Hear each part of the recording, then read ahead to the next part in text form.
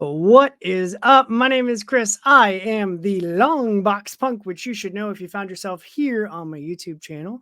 Thanks for tuning in and checking out this review of Kitty's Bordello, issue number 1 of 5, coming soon to you. Let me get my little screen share up and I'll show you how awesome this freaking cover is. There it is. Look at that. Kitty's Bordello, issue 1 of 5. It is a noir, pulpy, just crime-laden, backstabbing, heavy tale that takes place during World War II based on a real place called Kitty's Brothel, Kitty's Bordello. It's brought to you by Kevin Zoldan and Abel Garcia. I'm actually going to be sitting down with Kevin here soon to chat about this book, this series in general. Here you have the title page. Hope, book 1 of 5.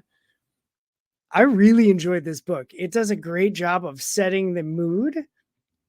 There's also, I'm sorry, this is so wobbly. It's a thing. There's a double splash page to open the book. And because of that, when you're reading PDFs, instead of just being single page width, it goes to double. And then the rest of them have to be double page wide to fit in that one double page spread. It's the one drawback of reading books in PDF. Not the point. This book focuses on Madam Kitty.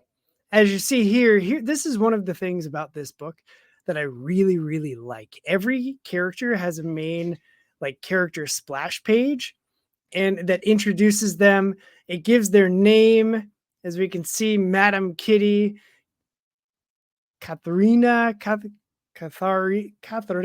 Zamet. See, I'm terrible with all of these names. I should just stick to Bill and Steve. But it gives AKA Madam Kitty Schmitz, proprietor and hostess of Salon Kitty. And so it'll give you just a little bit about the characters while also setting them up. The other thing, if you can tell here, is the main characters and the main action pop in color. Everything else is kind of muted. It's more subtle, if not completely gray scale like this page here is. Really enjoyed reading it. It just set the tone of this is going to be a heavy, because it doesn't have the bright, energetic, popping colors.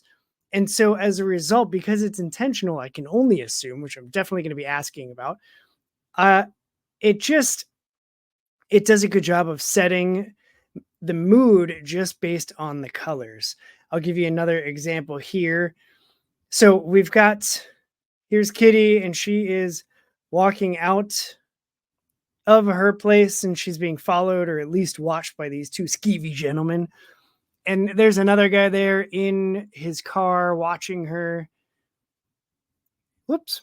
NSF dubs. That's the only time that we see anything like that. But it just is it's just really good. It's super intriguing. Again, the muted color palette, the very, the pops of the blonde hair and the red for the Nazi general there.